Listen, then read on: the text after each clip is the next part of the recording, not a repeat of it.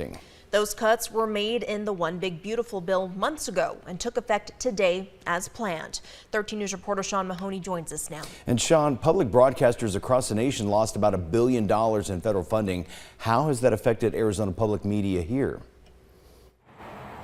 Yeah, well, Dan, Mary, officials with Arizona Public Media say the good news is that it won't affect any programming on the media service because of these funding cuts. So that's the good news. And in fact, they're actually still on track to move into their new office, AZPM, that is in the next coming months. So it's all systems go, or ahead rather, for AZPM and the public media service. However, officials tell me that these leading up to today, there have been some tough decisions that have had to be made at their service as well as public media services across the country as they work to protect this media service that is so important to the local community.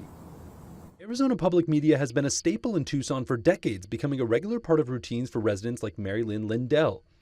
I've been listening to NPR and watching PBS for years. I donated when I was working for the U of A still.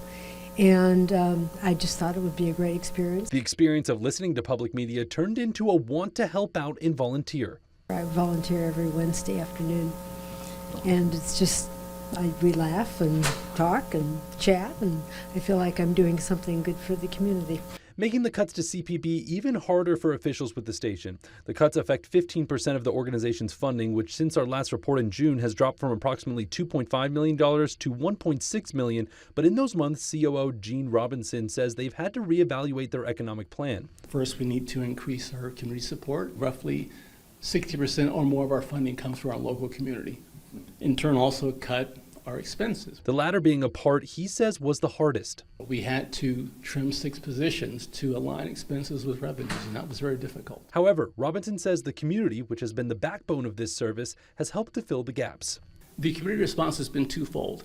A lot of anger. This is their public media station, and funding that was promised to us has been taken away. But that was replaced by support and outpouring support. He says they've received more donations in recent months, helping them to focus on their broadcasting services, which he says will actually see an increase in content and news following these cuts. We are actually looking to beef up our news department. We're hiring more reporters. 2 reporters started this week. Others are looking to be hired soon. Focusing on their commitment to informing the public in a way people like Lindell say is crucial moving forward. Because of the balance that it offers people. And I don't always agree with people who are interviewed. With some I do agree, with some I don't. But it forces me to listen to both sides of the story, and that's very important.